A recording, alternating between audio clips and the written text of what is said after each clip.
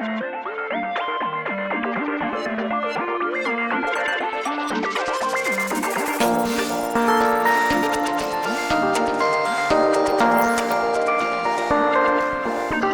is nice. I'm so used to living in such a small space anyway. Like, that's what it's always been. Every place I've lived has always been an open concept.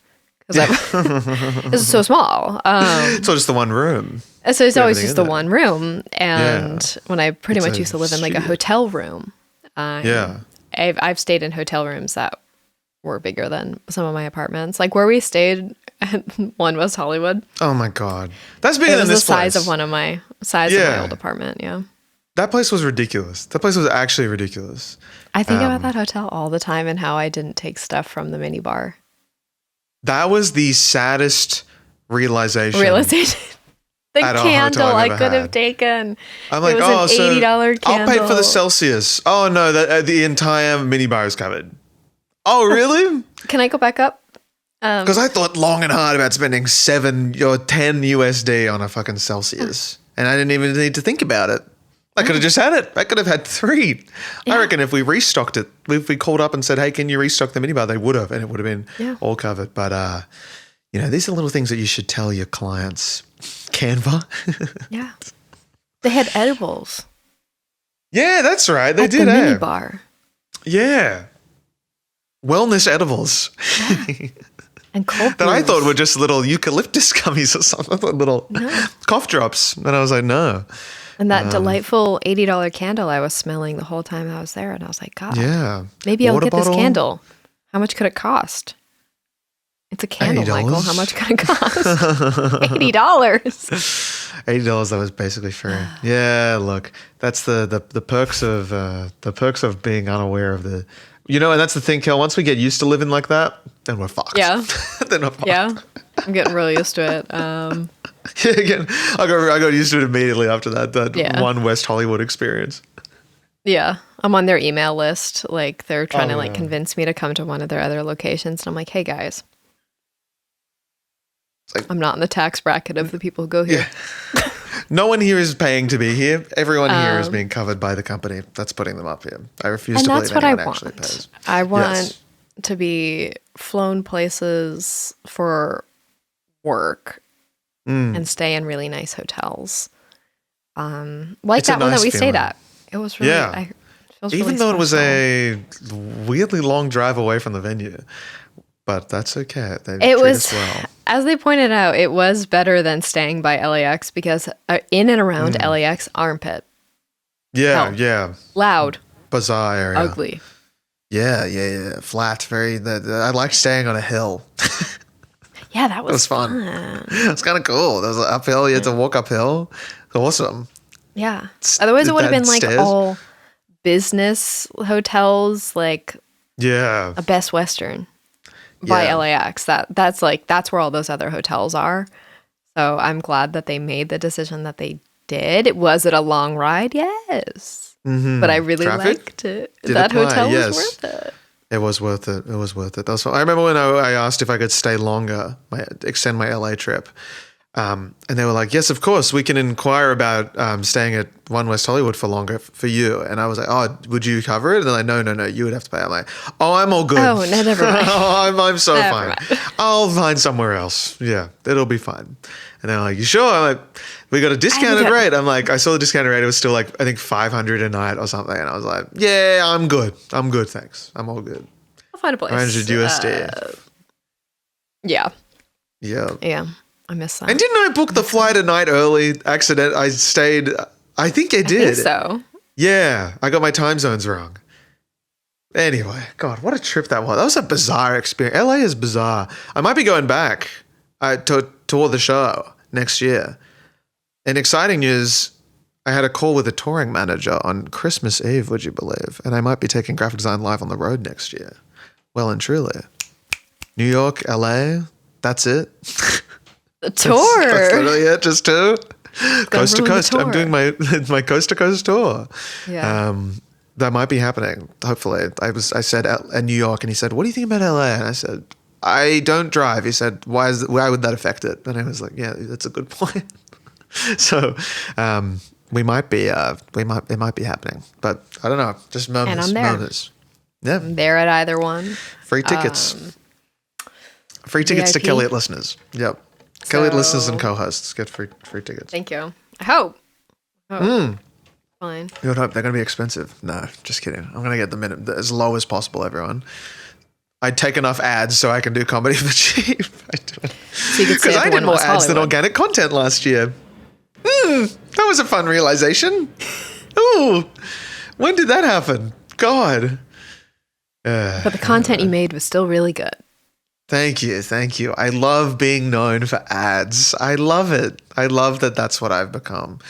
It's okay. Well, I don't think you're known for ads. I just think you're known for being really good in them, so they're memorable. That's good. That's good.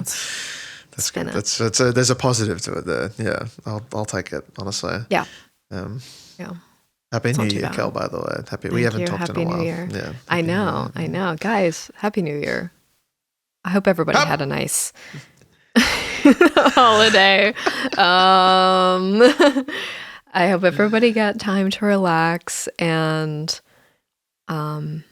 chill for just a little bit. I feel like there was because everybody had a little bit of time off. Not everybody.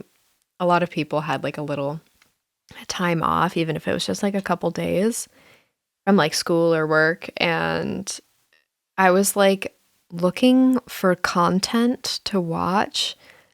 I was in a desert. And I'm crawling on my hands and knees. Parched. I'm please. And everybody's doing the same thing that we did, where it's just everybody was taking their little holiday break. And then I'm content. It's because it's actually the best time to post it. Exactly, because everyone's really looking for it at the same time. Yeah. I was literally I felt like I had been famished, and I was a drop. The well was dry. Drop. I was desperate. And then I started watching a video last night from Not Even Emily about how YouTubers have run out of stuff to say. And I love her content, but it completely destroyed me. I gotta watch that because I think that is so. I think we have reached the end. I think it is. Yes. That's very valid. Very, very valid. That would be a fun video to watch. We're now the new content is now dissecting the lack of content that there is to talk about. Well, and that everybody's YouTube used to be such a fun, carefree, casual, relaxing space, and now YouTube is just think pieces. It's hell. And they do well. That's what they do. I've never watched a video longer than 25 minutes. I can't. I actually cannot do it. I'd rather put on a movie. I just cannot do it. And then people are like, "Oh, I can't wait to sink my teeth into this 90-minute video essay." 90 minutes. And I'm tuning in. Huh? I can't do it. Do you put it on the background or something, or do you just sit there and? Yeah, okay. I got to put it on the background. I'll do anything. My addiction to having something going on in the background has become what one would probably say it's unreasonable. I think it's just getting me through the day. And I can't shower without my phone. My phone, I don't know how it's still working. It has been You have it in the shower? In the shower. Water? It is. Well, I'm not my phone and as there's water on me, but it's on a shelf.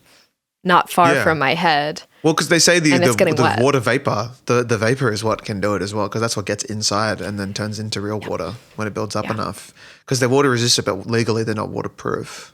Interesting. And I take showers so hot. I know that steam is just getting in my phone. And then I'm getting out of the shower and it's cooling and it's condensing inside the phone. I have a timer outside my shower on my sink that beeps when it's done in a really annoying tone that makes me get out of the shower, because otherwise I'll spend 30 minutes in there. Keeps me going. Keeps me at a nice 5 minutes. Damn. I love a shower. If I'm doing if I'm washing my hair, I'm looking at 20 minutes. But if I'm just doing a body shower, I can do that in 5. But my best thoughts come to me in the shower. So I kind of just the time will pass and I won't even realize. I think I'm in there for 5 minutes. It's actually been 25. but I have a week's worth of ideas ready that I might not remember when I get out, but I will, I like the thinking time. It makes me happy.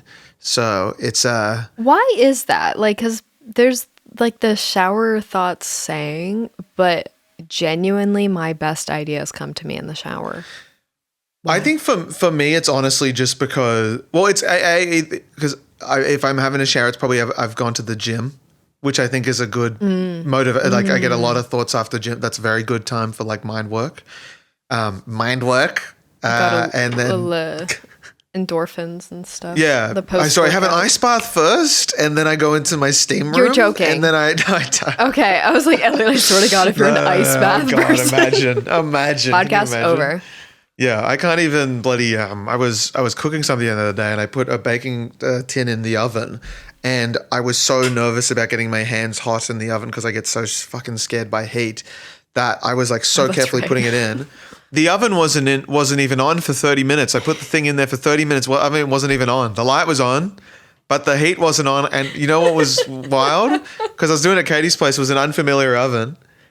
30 minutes it was on, and there was no noise, no fans were on, no anything. And I went, oh, I guess it turns off when it's reached its desired temperature, and it will turn back on when it needs to go up. And I just went, okay, and I walked away. Hey, that's not how ovens work. We were rushing as well. We like had to go to this dinner party, and I made this whole fucking pie. It was so good, but it was like I credit it to the 30 minutes of lukewarm oven just sitting in there, and we're like, that's weird that the puff pastry isn't rising. It's been 30 minutes. And then, the oven isn't on. Got the extra rise time. Yeah, the light's on, but the oven isn't on. Yeah, that was. So did you just like tough. try to turn it on, but not fully? It was like on. That? It was on fan forced, but it was just slightly off. So it was enough to turn the light on, but not enough to turn the heat. The fan not enough to force the fan. Okay. So we blasted it for like 5 minutes, and it actually worked out pretty well in the end. It's probably like an unconventional cooking method, but I would recommend it. 30 minutes, nothing. One could call it a pre-ferment. Yeah. Bread. One must let their meat rest after cooking it, or let it rest before cooking it. That's what I say. But it actually turned out pretty well. But that's I'm sensitive to the heat stuff. I don't to temperatures in general. Ice baths wouldn't work for me. I have done them before, but like at a hot spring that randomly have a cold pool there just to like try. And that's the only time I like doing that is because it feels really nice going into a sauna or like a hot bath after an ice bath. I don't sit in there and go, or, you know, right. You know what I'm saying?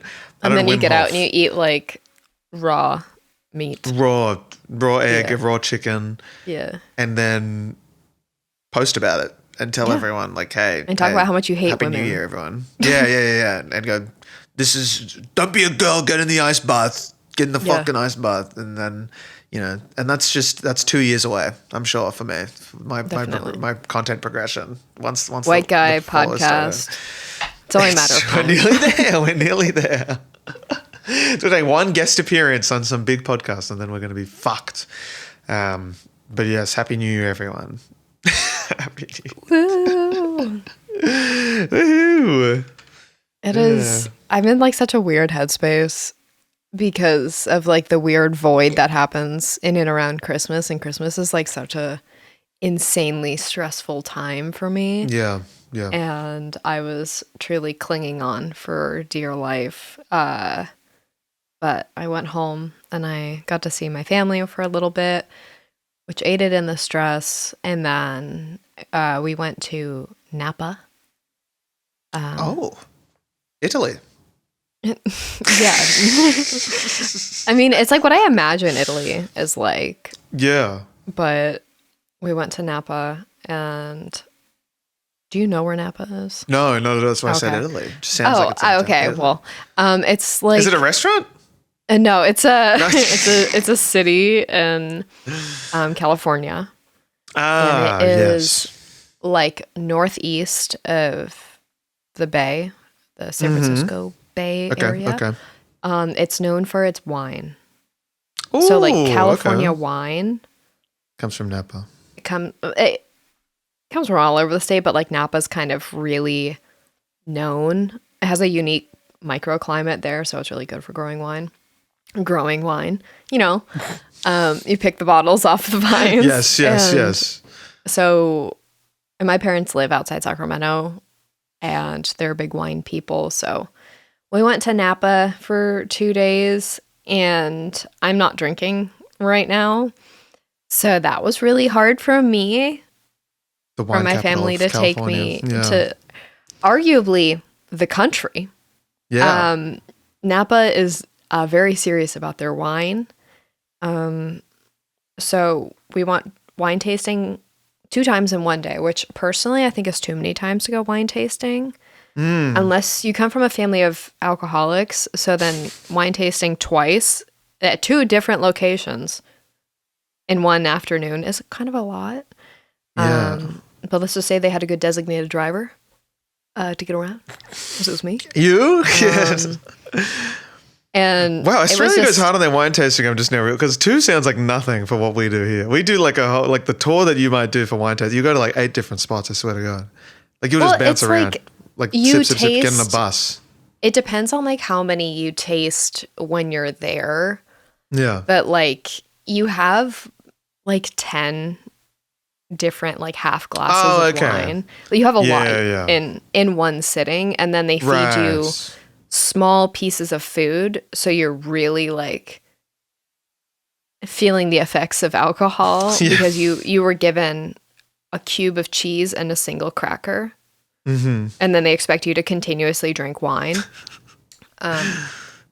So it was fun for me. I was texting one of he's been on the pod, my art director, Mike Carney, because he's sober. And so I was like texting him, and I'm like, I'm going to fucking kill myself. Like, I can't do this, man. And he was like, that's the final boss of sobriety, is being around a ton of alcohol with your family at the holidays. Yeah. So I'm like, that's tough. Cool. They didn't even have sparkling water. Wow. Nothing. And like the second location had an alcohol-free rosé, which was actually really good. But the first location was so fancy. Like, it was like $200 a head. Fuck, and they were like annoyed that like I wasn't drinking. Because, they look down on the non-drinkers. And I'm like, you come all this way? Do you have an alcohol-free wine, perhaps? Because it's so common, like in Portland. Like, you can go and there's like a whole section at like Whole Foods to get like alcohol-free wines. That's like very normal. Yeah. And so they were like, we have water. And I'm like, oh, so that's how it's going to be. Okay, cool. So luckily it was a really pretty winery. But that was about it. But the second place had a really good alcohol-free wine, and they were like really happy somebody ordered it. So I was like, thanks. So ever since I got back, I've just been kind of like in zombie mode. It's impossible not to. It's honest. I thought I was going to be like, I was ready to work after Christmas until New Year's, and I didn't do a cent. I didn't even reply to a single email. I felt so bad for Martin. I was like, so sorry. I didn't reply to emails until yesterday, because I was just so like, I can't. Every year I try. Every year, instead of dedicating time to relax, I go, no, you will work because you should. You don't need to relax. You've relaxed enough. And then I just don't do anything, but I don't feel relaxed because I'm still on the computer the entire time. Yeah. It's just grim. But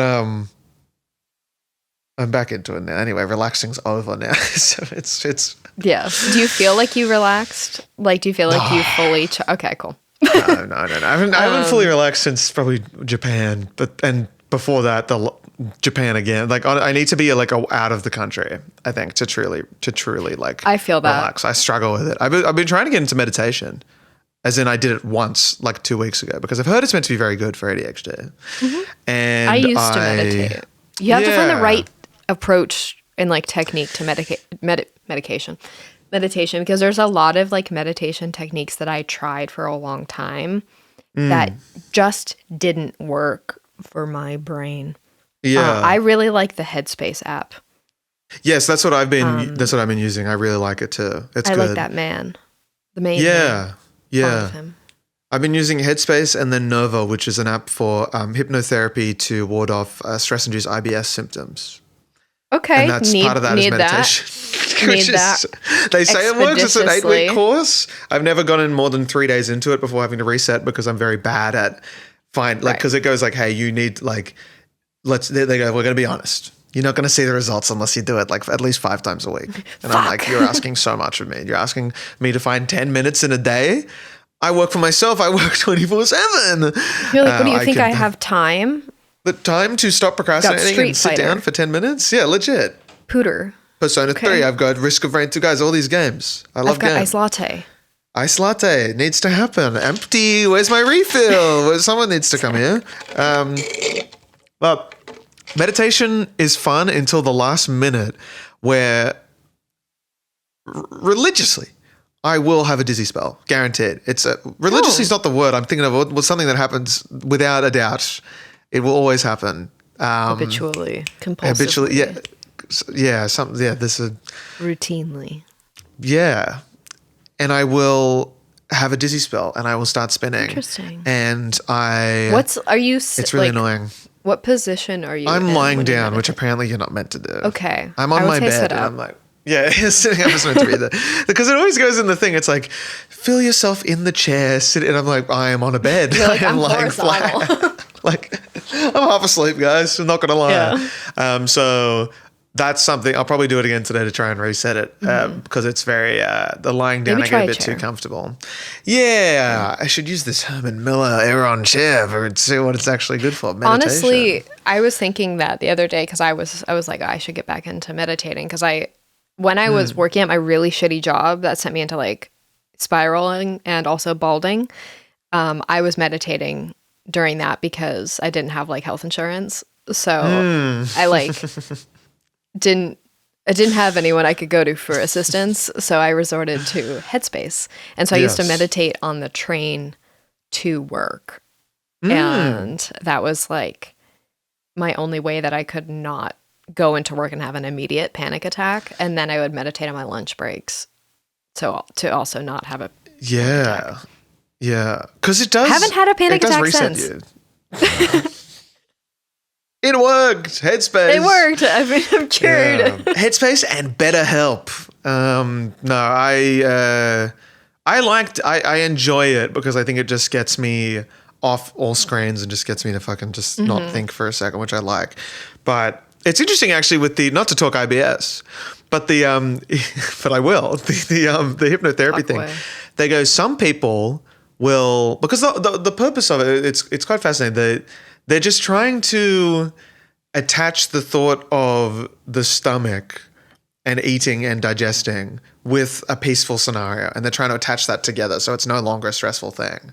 And they do that through hypnotherapy. And they say that even if you, like their studies have shown, and who knows, this could all be bullshit, but I've heard from several people that it is they tried all the diets, they've done all that, and this is the only thing that's worked for them. And I was like, okay, it does. I do think a lot of, at least my poor stomach health is due to the anxiety around the stomach. I feel like that's all part of it. So I'd like to get rid of that. And I think this would help.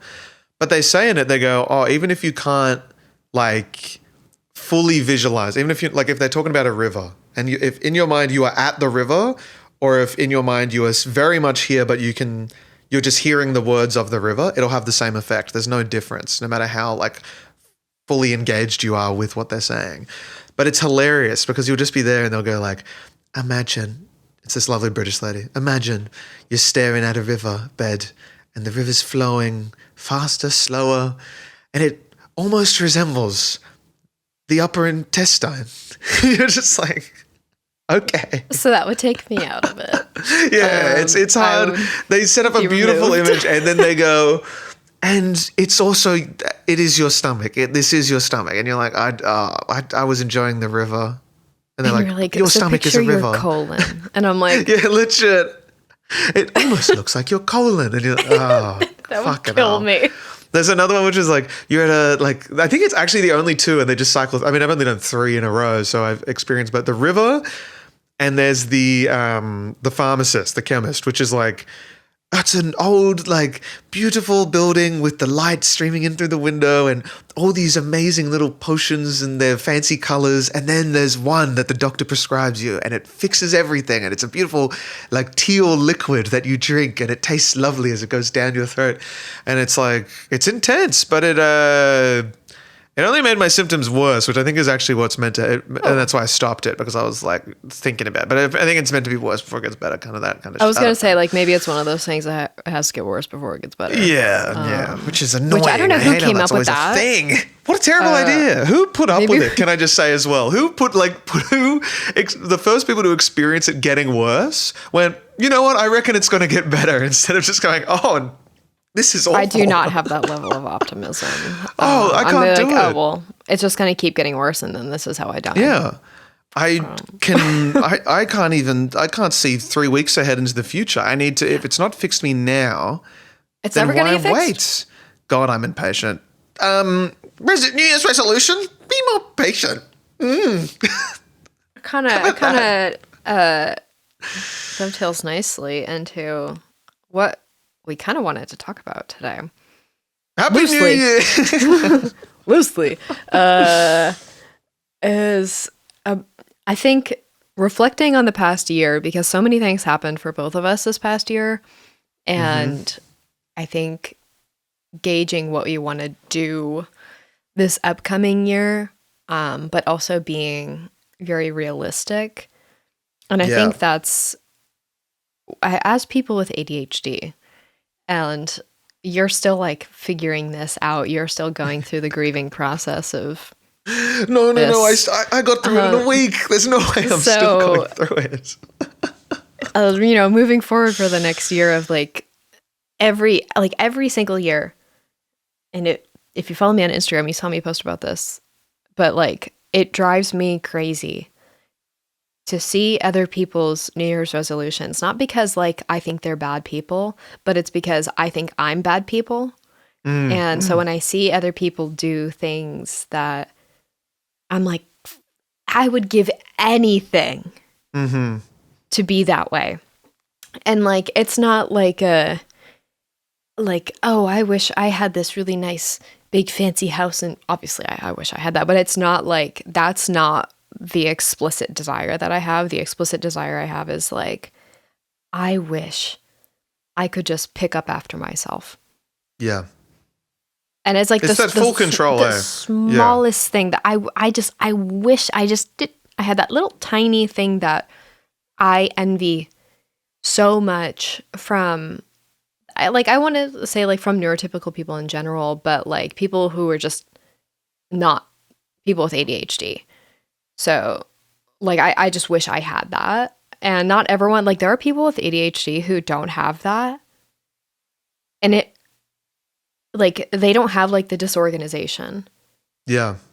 And that really, blows my mind, because I'm how is that not how is that not, a requirement for the disorder? It's my least favorite part. I hated cleaning out this apartment so much. It made me so sad.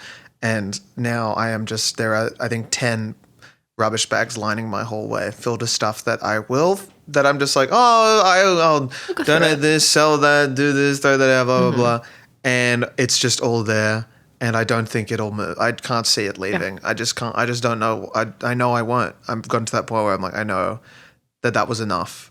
Putting it in the bags is as far as we'll get. I have a pile in my office because I didn't, I had sorted it in our bedroom, and I had put together nice piles of okay, these things are nice enough clothes where I don't wear them anymore, but they're still nice stuff. So I was oh, I could sell this stuff. And then I was this is stuff I could donate. And then it just sat there for 2 months. And I was I need to be honest with myself. I'm not gonna list these things on Depop. I don't do that. Yeah. I don't do that.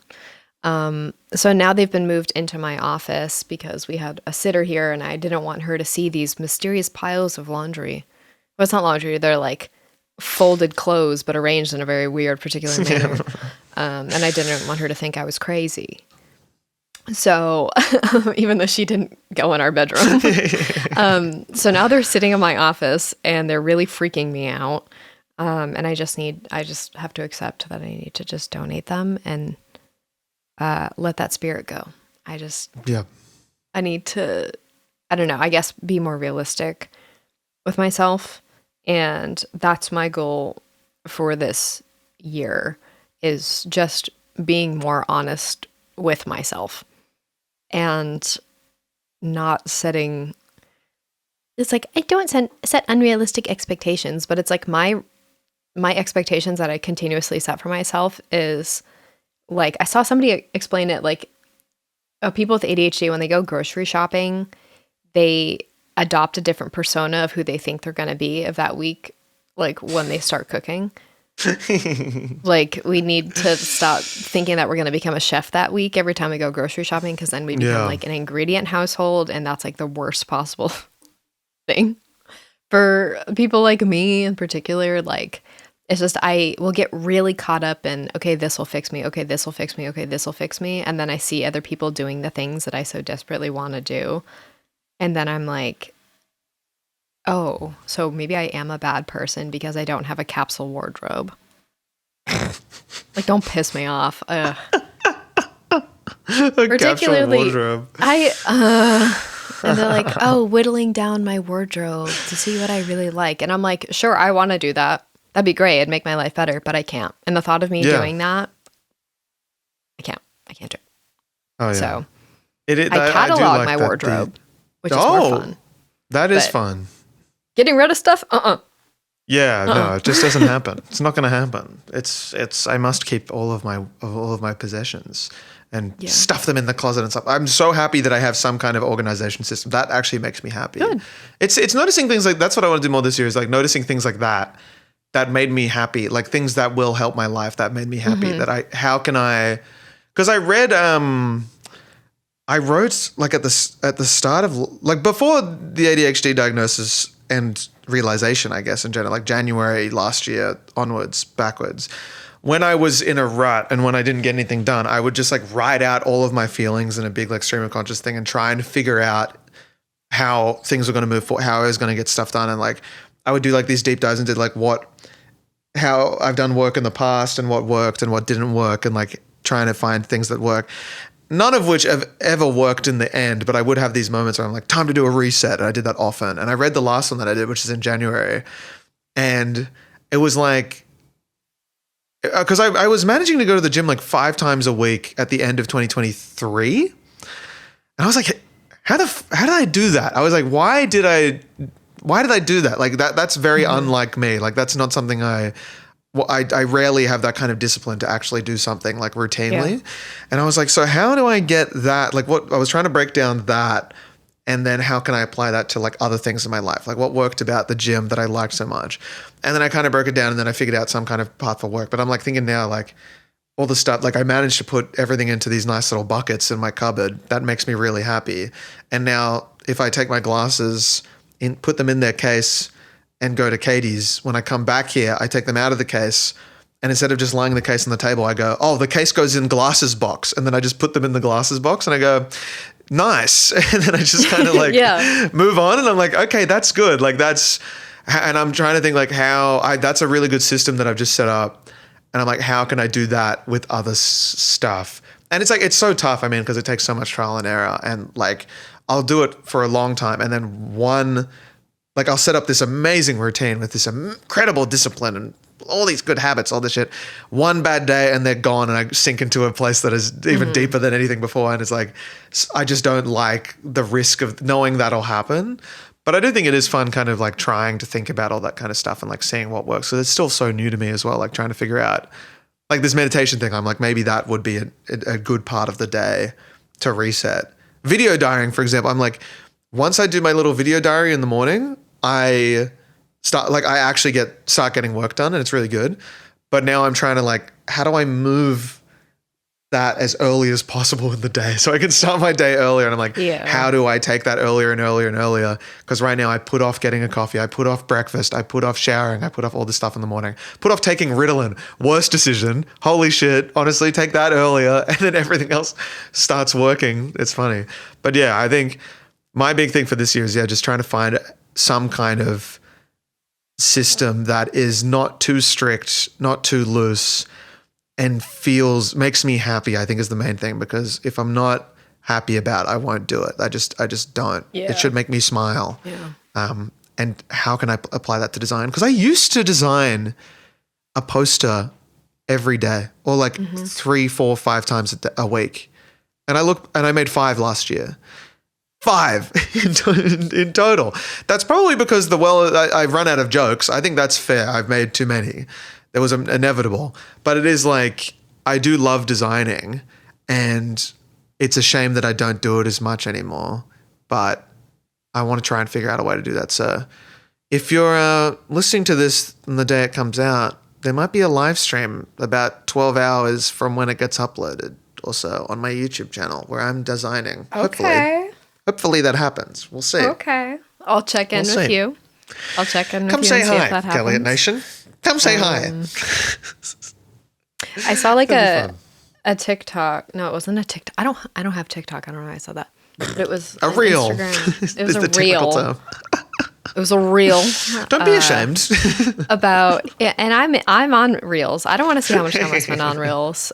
Too much. But yeah, I saw a reel about the thing about a lot of people with ADHD is the rush, that we rush through things constantly because we get an idea or we think of, I really want to do that, because we're so like dopamine driven to our own demise.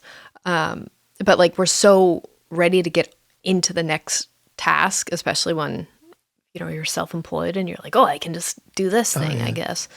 And that like it affects the clutter and the messiness of our personalities because we won't finish the task.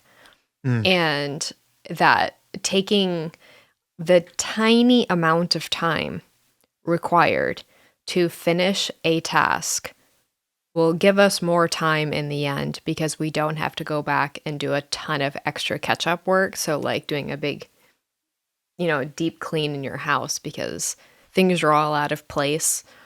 And I've been really working hard on just finishing the task, a tiny amount, like the smallest little things of like, I take my face cream out of my cabinet and then I start doing other things and then I'll leave the bathroom. And so then I have like the 14 things I pulled out of the cabinet when I was getting ready. And I just don't put any of them back. If I took like the 30 seconds it would take to put those things back, the next time I come into the bathroom, I'm not going to be pissed off and go, God, I fucking hate myself. Why can't I put that away? And like it's the smallest thing. And clocking it, just like being like, no, do it. Like just, you can do it. You can just like, right now, now's the chance. Just do it. Have you heard of it's an old classic, but it the 3-2-1 rule where you count down 5, 4, 3, 2, 1, and then you do it. Like you do whatever it is. I've heard that that's like an ADHD trick kind of thing. And I've always thought it was a bit bullshit until I heard a friend of mine, she posted a TikTok doing it and where it was like stitching, anyone got any productivity hacks? And she was like, this one never fails because it always works. You count down 3, 2, 1, then you do it and it never fails. You always do it. It will never break. And you just have to tell yourself like it will, once you stop doing it, once you like ignore the count, it doesn't work anymore. It's broken. You can never do it again. But if you've never done it before and you have the chance to like do it, if you count down 3, 2, 1, and then you do the thing and you just tell yourself, this always works. This will never fail and it always works. Like, I really like that fake believing like that it's like, it only works because you have made it only work and like it will do that. But I used to do it in my mind and I would like be lying in bed and then be like 5, 4, 3, 2, 1 just in my head and then just not get up. And then I started, I think in early December, like vocalizing that and actually saying it out loud and going 5, 4, and I was up at 4 every single time. And it's yet to fail. I haven't done it in a few weeks, but it still works every time. But it's once again that thing which I find is the most annoying thing. It's like I found these things that work, but just getting like, it's the step before. It's just the little step before. Video diarying works. I know it works. I know it starts my day. But how do I get to OBS to fucking press record? Like, I know taking a Ritalin works. How do I get to taking the Ritalin? How do I get myself to actually start saying, like, how do I get the words out? And that's the most annoying thing, where I'm like, there are these strategies that work, but they only work after 11 a.m. in the morning, and I want them to work at 8:30 a.m. Yeah. And it's just like, oh. So yeah, it's tricky. It's a little fun thing. I think it's just the vocalizing, the actual saying it out loud, and then telling someone as well. Like I told Katie, I was like, if I hear 5, 4, 3, 2, 1 said out loud, it will work. And then she can do it and I will get up and it will work. Because if I don't listen to her do it, then it stops working for me. So I have to, like because I've convinced myself once it doesn't work, it will never work again. Yeah. And I'm like, I can't lose that. Well, and then it becomes what a beautiful like thing. Viewing it through like a game perspective has also helped me. Like Matt and I will do this thing where like we have to cook dinner, but there might still be like a mess in the kitchen from when we did lunch. And then we'll be like, okay, we put on one song and we clean as fast as we can. Yeah, love that. Like things don't have to be like perfect, but we're putting shit away. We're unloading the dishwasher. We're like putting this stuff that's on like the dish rack. We're putting that away. Like we're doing the thing. We're putting like a wrapper that was sitting on the counter. I'm just throwing it away. We're just doing that. Yeah. And we do as much as we can and just like one song. And then it's like that small amount of time plus like just the rush of trying to get it done. And then we're kind of like racing each other. Like, I'm throwing shit in the fridge, but I'm just happy it's in the fridge. Exactly. And you get into that like flow state thing of like, you're like, look at me go. I'm doing all this stuff that's just been sitting there. I've been thinking about it for so long and now look at me doing it. And you just, then you're so much more prepared to do another thing like directly after it. Yes. It's like putting on shoes to clean. Like that really like, I don't know who came up with that. Like I have like inside, because I don't wear shoes in my house. And I have a pair of shoes that I put on for when I clean, but they're like running shoes, but I don't wear them outside. But when I put those shoes on, I know I'm in clean mode today and I'm going to be like sanitizing. I am doing I'm mopping. I am like deep vacuuming. I'm vacuuming the stairs. Okay. But I know when I put those shoes on, I'm locked in. And that's something that like I know consistently works for me. And it sucks that like I know a lot of people with ADHD like don't like structure. And I've come to terms with, I think I do like structure. I just haven't found one that works for me. Yeah. Because when I don't have it, that's all I want. That's what I've learned. Because it gives me, it's kind of like the weighted blanket where it's like, I know what's coming next. And so it keeps me kind of within my bounds of what to expect, so I don't go too far off the rails and then have the immediate remorse of when I go too far off the rails, I get too sidetracked, and then I spend the rest of the day feeling really bad about myself. And I think I'm trying to find that structure, and I don't know what it is yet, but I feel like I kind of have one, but I feel like it's kind of started falling apart. I think it started falling apart when I stopped working out because there was like that's a good way of really setting structure. A 6-month span. Yeah. I went to Pilates every single day for 6 months to the point where I like didn't like max out of the studio that I was at, but like I became too advanced for what the studio that I was going to offered. So then I was like, because it was just like regular Pilates. And then I was like, well, there's another Pilates studio by me, but it's Legree Pilates, which is hard Pilates. Like it is, I'm going to throw up in class Pilates hard. It's genuinely, I've taken a couple classes prior to that and I was like, I really like this, but it's really hard. And I feel so good after. Yeah. And so then I was like, oh, I got to switch studios. And so then I went through the process of trying to like cancel my subscription and I like couldn't do it. And then I was trying to join like this new studio and I couldn't, like I was going to do like the unlimited package, but it's just so expensive. And the new studio is even more expensive than my old studio. And so then I just stopped going because I was like, oh, I want to go to the other studio because the classes will be harder. There will be more young people because a lot of people in my old studio were really old, which is fine. But there would be like a 50-year age gap between me and the next person sometimes. Right. So, I was like, oh, it's closer to my house. It's a lot more expensive, but they also have like a 7 a.m., which is like ideal for me versus at my old studio, the earliest was 9.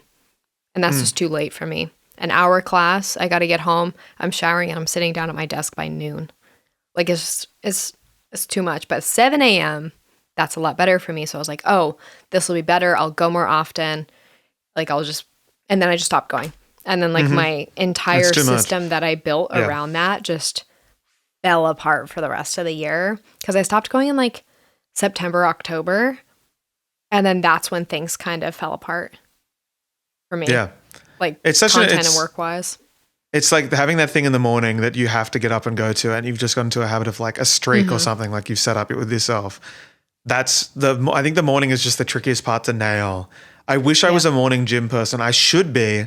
My gym has like a great 7 a.m. class that I could do every day, but yet the morning people scare me at that gym. They're morning, they're morning people. And I really like the chill, relaxed vibe of the afternoon crew. So I just keep going there because I know more people and I think like socially I enjoy going to the afternoon one. But it's like, I wish I could do the mornings and just like get up and do it. Because I think I like talk about another system that I set up that I found really worked. I didn't even realize it worked until like 3 months into it and being like, oh, that worked. Yeah. Was like, I used to Those spend are the like. best systems. In hindsight, you look back. Those are always like, the best. oh, I've never been able to set up cognitive. it's like I've never been able to do a habit in my life. And then you go, oh no, I've been doing one this whole time. I didn't even realize. I didn't even think about it. But it was, I used to have that issue of just staying in bed on my phone for 2 hours every single morning and just like taking ages to get up and feeling like shit. And then I just heard the thing, which is like, put your phone in the other room. And I was like, okay, started trying that. But what if I need YouTube video to fall asleep? I was like, you got to go cold turkey. You got to do nothing. Like, fucking do it all out here. And then when you're so tired out here, go into the bedroom and that is the sleep room. That is no phone room. That is where you sleep. And it took a while to kind of truly get into it. And then I just found that like, because most of my clients would reply while I was asleep, I would kind of get excited and I would start getting, because I found that most like new opportunities, new emails, exciting emails would come in the morning because they came when I was asleep. I would be able to have that little incentive of being like, okay, I've woken up at the time my alarm's gone off. I could go back to sleep, or I could check to see if any cool notifications have happened in the other room, and it would just get me up and go. And then I would be able to get up, and then I would sit at the chair and spend 1 to 2 hours on the phone here, but I was at least out of bed. And then it was a part of like, then I was like, okay, before you go on the phone, you must shower first. So now I don't check the phone until after I've showered. And now I'm trying to set in breakfast, coffee, and then phone, like have everything ready. You're going to scroll your phone while eating breakfast anyway. You might as well wait until breakfast is ready until you start scrolling, because then you're just doing extra. You don't need to scroll more than that. So it's like, but it was cool to just get out of that whole, like find that one thing that worked and then be like, looking back, I'm like, oh, I'm really good at waking up and getting out of bed in the morning now. Like that's one thing that, like I'm tired as fuck. Like don't get me wrong, I'm fucking awful in the morning, but at least I'm out of bed.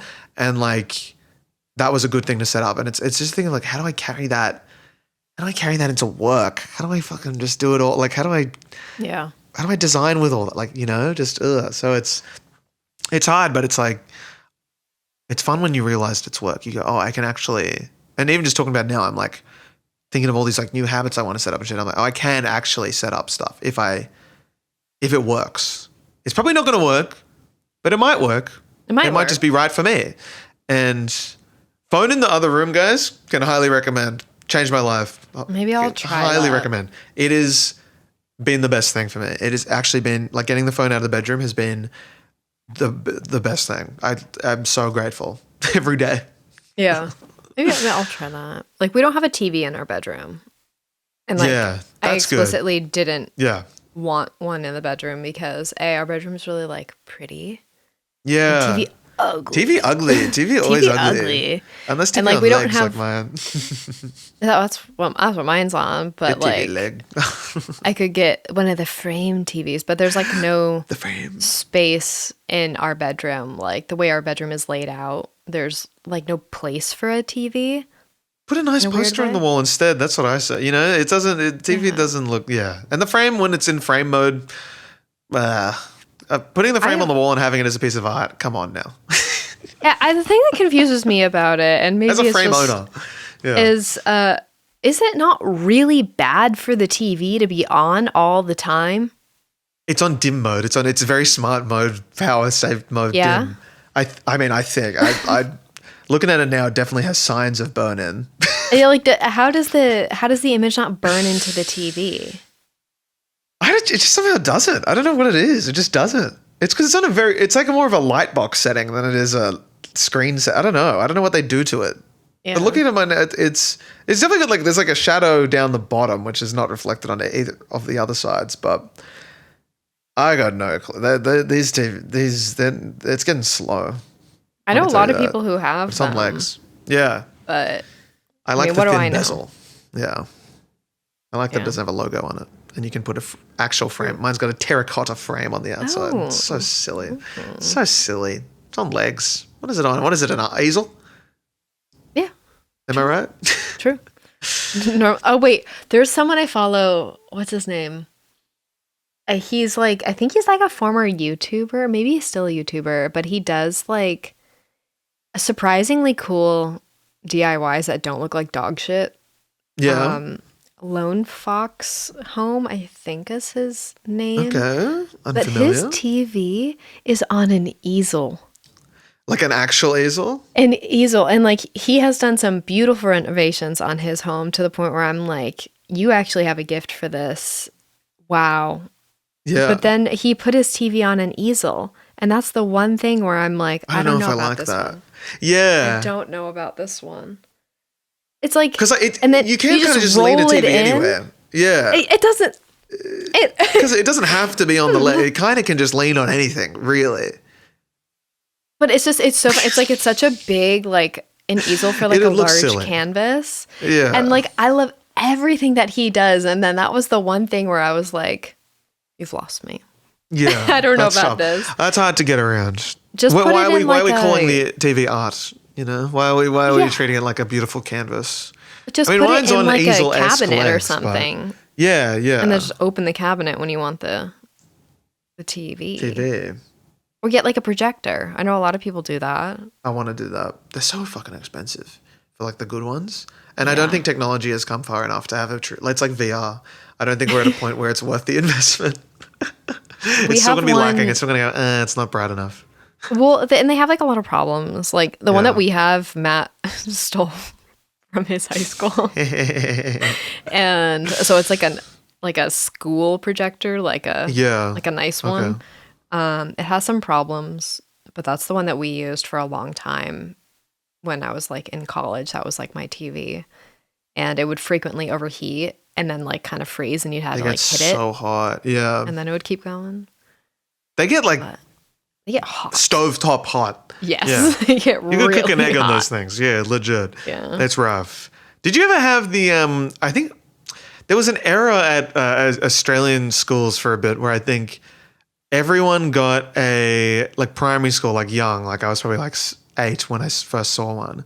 They renovated they went from blackboards to whiteboards to, I want to say magic boards, which was a hybrid between a whiteboard, a projector, and a touchscreen computer.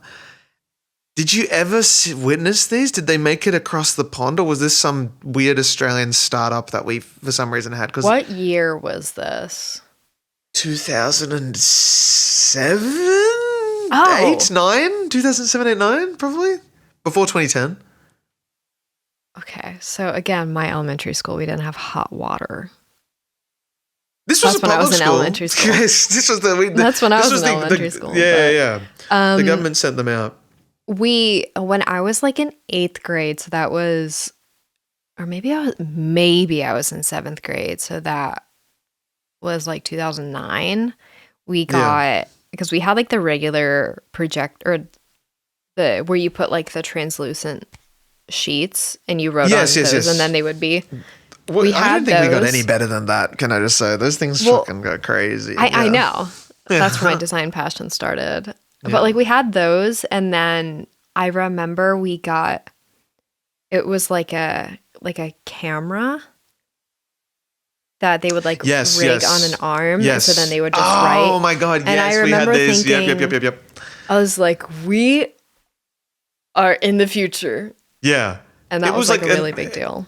It was like a bendy little. Yes. It was red. I think it was called Elmo.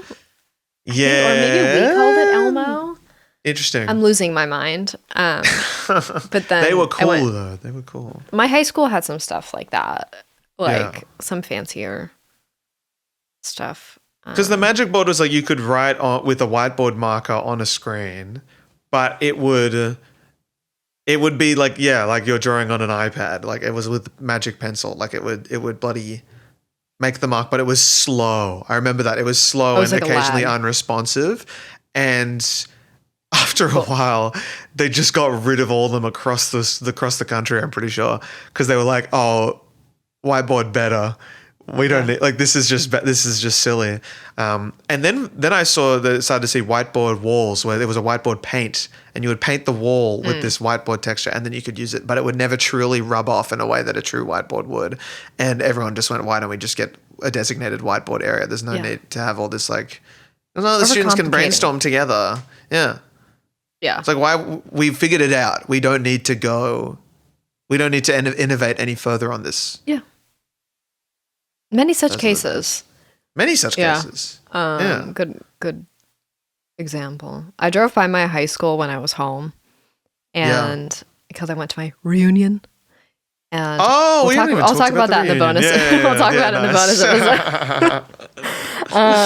But like I drove by my high school, and I like drove into like the parking lot, and I guess I haven't seen it really. Did you put on a song?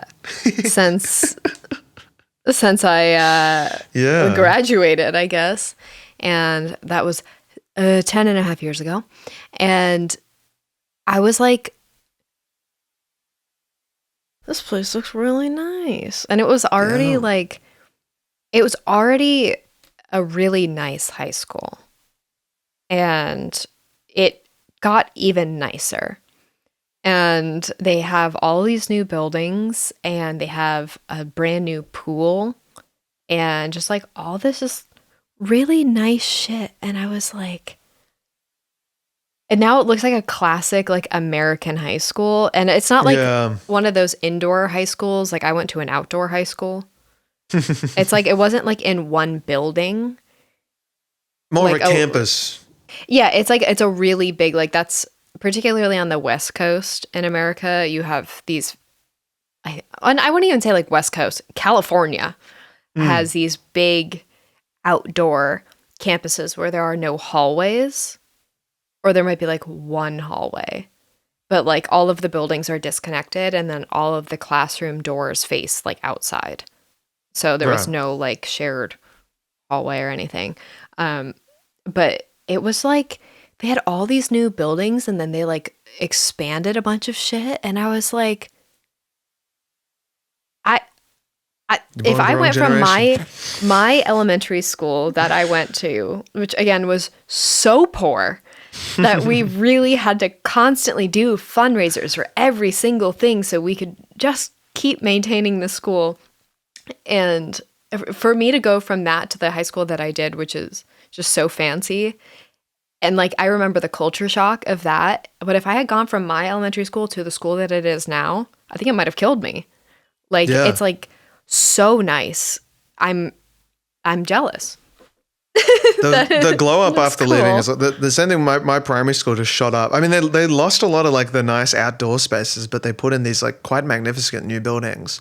And then they went away from everyone. All the kids got an iPad, and I was like, "This was a fucking public school in Randwick." I was like, "This is very surprised." And they turned it into a semi-private. I don't know what they did. They were very strict on who they let in and stuff in the catchment area and all this shit. Oh, it's like and the money went through the roof. School. Maybe in the U.S. they're kind of like half public, half private, but they can kind of teach their own thing. The U.S. education system baffles me. Like walking around the streets and seeing the names of the schools as well, and just seeing how many different schools there are. I'm like, it's so foreign to me. Like it's anyone can just start, and like celebrities just starting schools. You're just allowed to start a school. Do they teach this? Is there a universal curriculum, or do you just get to teach whatever the fuck you want? There is a universal curriculum. Yeah. But the thing is that if you're so it is optional. There's like the public system, and then there's the fully private system. Okay. Where it's usually religious. So there's like around me, it was mostly like Christian and Catholic schools.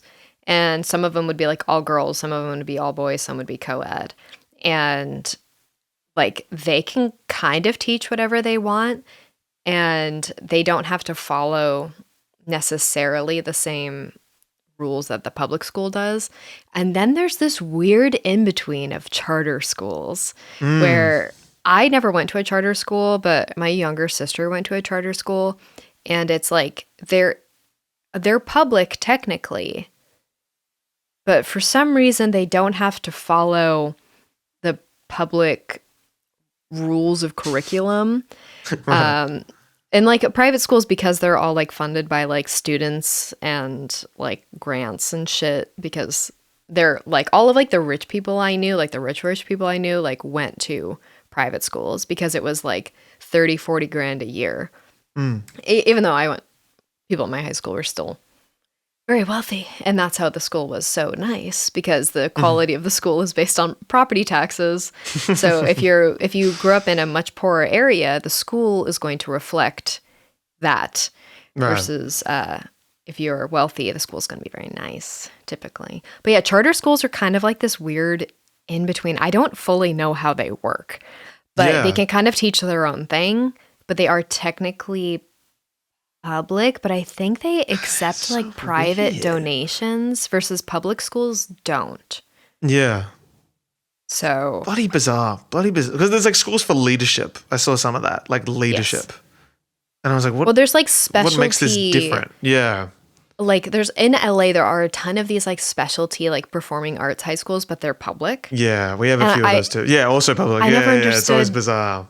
Like you just learn, do you not do maths and you just do drama? Like, and they're like, oh no, we did everything you did. It was just they just said we had better drama. And I was like, oh, okay. Yeah. And like, I don't know. I think of it like when the college I went to, like, I feel like was kind of what I imagined would be like one of those schools where like we did the other classes to fill like your general requirements, but it was very easy. They weren't, because you're like, we know you're not here for this. We know you're not here for chemistry. The money's going to the theater. Yeah. I still had to take chemistry in college, but it was fabric chemistry. It wasn't. Yeah, right. Okay. So it's more geared towards that. And I think that's good if your child or you, like, you know what you're going to do. So I think like the option of those performing arts high schools is really cool, because I think it takes kids who might really struggle in a traditional like public school curriculum and gives them that outlet. But I don't know. I didn't go to one of those high schools. Yeah. But I was always so jealous of those kids, because I was like, oh my God, you got to go to like an art high school. Yeah, performing arts high school? That sounds awesome. I'm like, wow, do you guys just learn scripts the entire time? Like, no. Oh. You set the same exams as we did? Yeah. I'm like, but you're kind of, I think what sounded so appealing, I think, is you're just around other actor type people, which would have been fun, I think. Or hell, bit of both. I think honestly, no matter what, there's going to be actor type people in this school. There's going to be theater kids. Yeah. And you're like, come on. My dad is the SAG president. And it's like, I get auditions every week. Sorry, I couldn't sit the exam. I was doing an audition. Should we wrap this one up? Yeah. Oh my God, wait. We got our song of the week. We got things to do. Song. Song. I have mine. Oh my God. Well, go for it. I'll find mine. My song of the week is Kitchen by SZA. It is one of the best songs I've ever heard in my entire life. It makes me want to wander into the ocean. Oh my God. But like, that sounds glorious. Yeah. like the Caribbean. I'm like in the Caribbean. Yeah. And I'm just like wandering like on like a white sand beach into like crystal clear blue water. And it's nice. And I'm happy. And I'm just like, wow. So that's what that song does to me. If you haven't listened to Lana, I still gotta listen to it. I'm SZA, still waiting. Yeah. I've been meaning to since the day it came out. And I never found I waited. I took the time where I was like, I can't listen to this until I can give it my full undivided attention. And I'm so glad I did. Like, I'm very candid. I thought SOS was good. I don't know why she didn't just release this as like a totally separate album. I don't know why it's like SOS Deluxe, because it's like a sequential album. Like it makes sense for it to come after SOS. But whatever, rock on, Miss Solana. I'm here. Maybe I keep forgetting that it's out, and I want to like always like I've been disappointed with my music. So I had to collate my monthly playlist, Elliot Radio, and I struggled so much this month because I just was like, I haven't found any new music recently.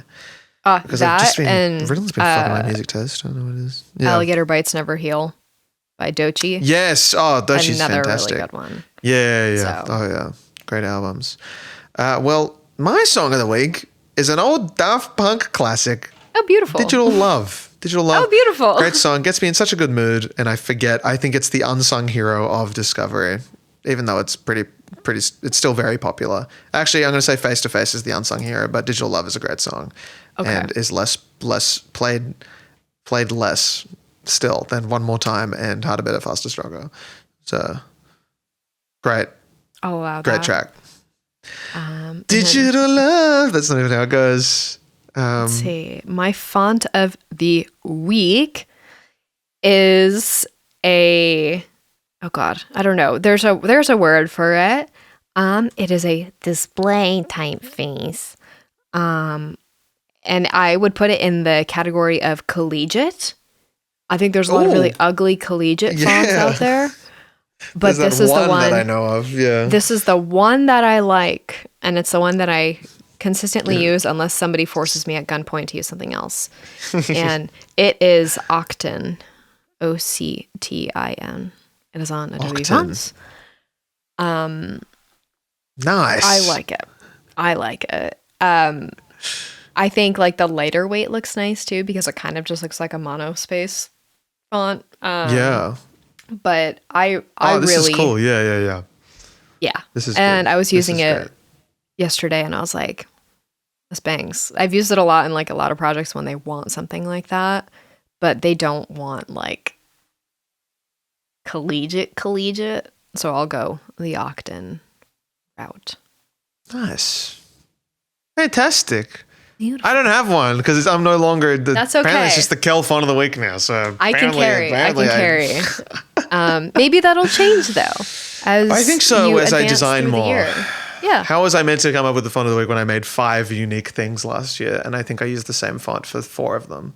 You know, I had the thought when I pitched it to you, because I was like, I know you like your like little file of fonts. Like there's ones that you consistently go to, and that's good because you're consistent in that. But I am so all over the place that I was like, oh well, I'm always finding new fonts. Yeah. So I want that. But that's okay. Yeah. That's okay. We should put them all in a big list or something. Someone do it for us. The producer. Our producer will do it. Yeah, our producer that we have. Okay, guys. Thanks, guys. Also, if you want us to cover things this year, do let us know. You want us to do some bigger topics. If you want to have us cover something that we haven't covered already, or if you want us to have someone on the pod, see what we can do. Heard something fall in the other room. That's a good sign. Let But thank you so much for hanging around, guys. Kelliot has done a lot for us and really helped us get our act together. So we're excited for this year. We've only done about a half a year's worth of kelliot, which is kind of wild if you think about how many episodes there were. So we've got a long way to go. It's very exciting. It's very fun. Yeah. If you've got any ideas as well, everyone, for like general, like if we were to do a collab that's not in a podcast form too, if you want to see us to do some kind of design thing or something as well. I think we heard some murmurings of it in the Patreon. I was like, that could be cool to do like a more just a video style rather than a podcast thing as well. That could be something that could be explored YouTube, outside of the podcast. Please allow us to do a collab post. Wouldn't that be great? Wouldn't that make so much sense? But how do we split the ad revenue? Who cares, YouTube? Figure it out. Figure it out. If Instagram can TikTok do it, does it. Yeah, exactly. I'm confused. But yes, whatever. It's been a great year of kelliot, and there'll be more to come. Potential for live shows this year, which as I venture over to the States, it's very exciting. I reckon. I've been in talk with venues. Things can happen. Things I'm sure can happen. May be in New York in May, everyone. That's all I'll say. Maybe. I gotta book my flights. Not to give up much away. That you don't even know. I'm just talking out of my ass here. All right, guys. Thanks so much. Bye, guys. Happy New Year. Actually, go over to the bonus episode on Patreon. Yes, true. Go now. It's there. See ya. See you over there. Bye.